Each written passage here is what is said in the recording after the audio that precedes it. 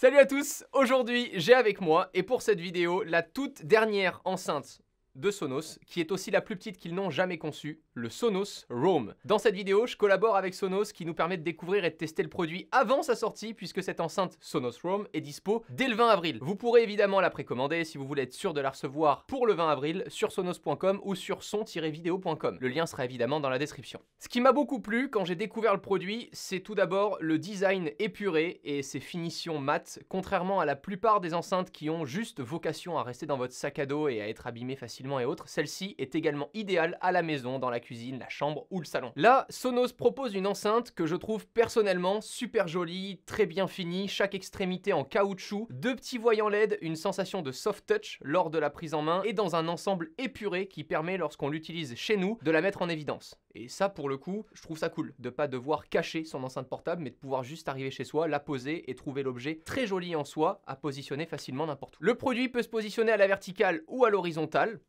Ah, et avec les petits patins là qui sont là. On a sur le dessus des commandes physiques et non tactiles pour mon plus grand bonheur, pour mettre la musique en pause, passer au titre suivant ou précédent, et le bouton pour activer ou désactiver le microphone pour utiliser ou non les assistants vocaux, comme l'assistant Google et Amazon Alexa. Ça paraît anecdotique, mais ce sont réellement ces assistants vocaux qui, une fois chez nous, font de ce produit une réelle force. Tout le produit se configure via l'application Sonos. On peut l'appairer en Bluetooth à n'importe quel smartphone, mais sans profiter de toutes les options que nous propose l'app Sonos en Wi-Fi. D'ailleurs, pour le Bluetooth, c'est du 5.0. C'est à noter. Comme dans beaucoup d'applications, on peut régler l'égaliseur pour personnaliser notre écoute. On peut aussi appairer deux enceintes Sonos Roam pour un son stéréo ou associer notre Roam à une pièce dans laquelle d'autres enceintes Sonos sont présentes. Pour profiter d'une écoute adaptée en fonction de l'environnement dans lequel on se trouve, la fonction automatique Through Play permet d'analyser via des ondes sonores notre pièce d'écoute pour calibrer au mieux le son. On n'aura rien à faire, hein, si ce n'est juste cocher l'option dans l'application pour que tout se fasse automatiquement. Deux particularités que j'ai adorées et notées. La première, la fonction Sound Swap. C'est vraiment tout bête. Tu rentres de balade, tu as utilisé ton Sonos Roam, tu as de la musique en cours, tu rentres chez toi, tu vas dans le salon où une autre enceinte Sonos est positionnée, tu n'as qu'à rester appuyé sur le bouton play en approchant ton Sonos Roam de l'autre enceinte pour swap directement ton son vers l'enceinte Sonos la plus proche. Deuxième particularité qui me plaît beaucoup, plutôt que d'acheter une Sonos Roam pour l'extérieur puis une autre enceinte connectée pour chez soi que je peux associer ensuite à Google Home, là j'associe directement ma Sonos Roam en Wi-Fi à mon compte Google. À l'extérieur, j'utilise donc le Bluetooth 5.0 ou le AirPlay 2.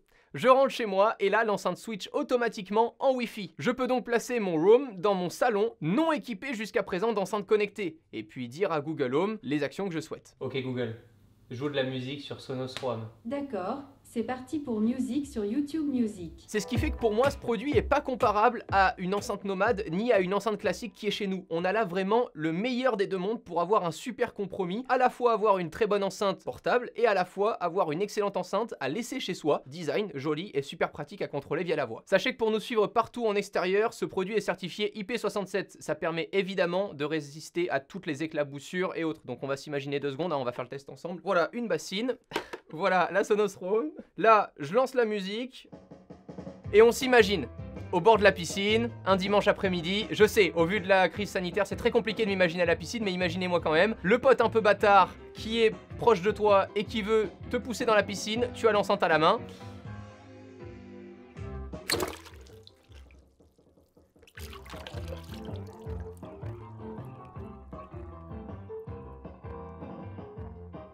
Test.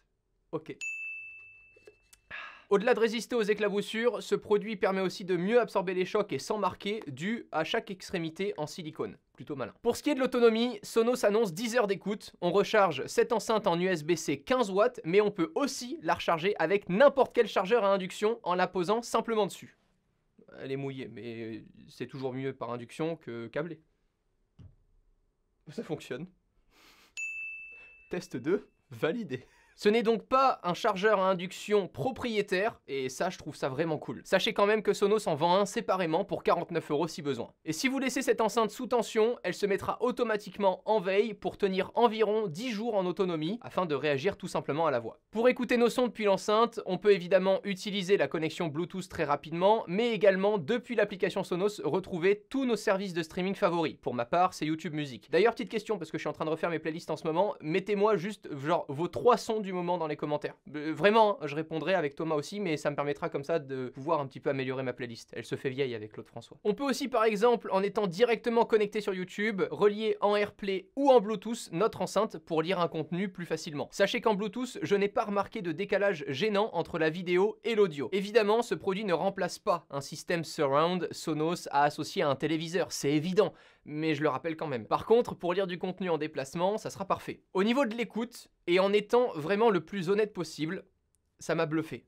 Réellement, mon avis, je sais qu'il est très amateur, je le précise quand même, je suis pas spécialiste, mais je suis juste passionné de nouvelles technologies. Habituellement, soit on a trop de basses, soit des aigus peu fidèles dans ce genre de petits produits. Là, et après plusieurs sons différents, l'écoute m'a vraiment plu. Au volume maximum, le son global ne sature pas, et pour moi, le meilleur volume d'écoute, c'est aux environs des 80%. Les basses n'écrasent pas les aigus, au contraire, j'en aurais souhaité un tout petit peu plus, et c'est d'ailleurs ce que j'ai pu ajuster depuis l'égaliseur sur l'application Sonos directement. Quoi qu'il en soit, et pour une enceinte à ce prix-là, 179 €, c'est impossible pour moi de ne pas vous la conseiller. En même temps, et vous le savez, on a la chance de choisir nos partenaires sur cette chaîne, donc quand j'accepte de tester un tout nouveau produit de ce type, je le teste bien avant de réaliser une vidéo à son propos. N'hésitez pas encore une fois à regarder d'autres contenus à propos du Sonos Roam. Lorsque j'ai écrit cette vidéo, aucun autre test n'était dispo sur internet, alors comme vous, je suis impatient de lire l'avis des autres vidéastes et journalistes. Mais vraiment, je vous le conseille, ça vous permettra de vous forger votre propre avis ensuite. Le lien de Sonos Roam est dans la description, n'hésitez pas à checker parce que je l'ai pas spécifié, mais il y a aussi la couleur Shadow Black qui est vraiment superbe et dispo. Voilà, vous pourrez la voir dans le lien dans la description.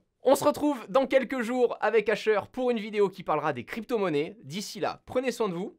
Ciao tout le monde.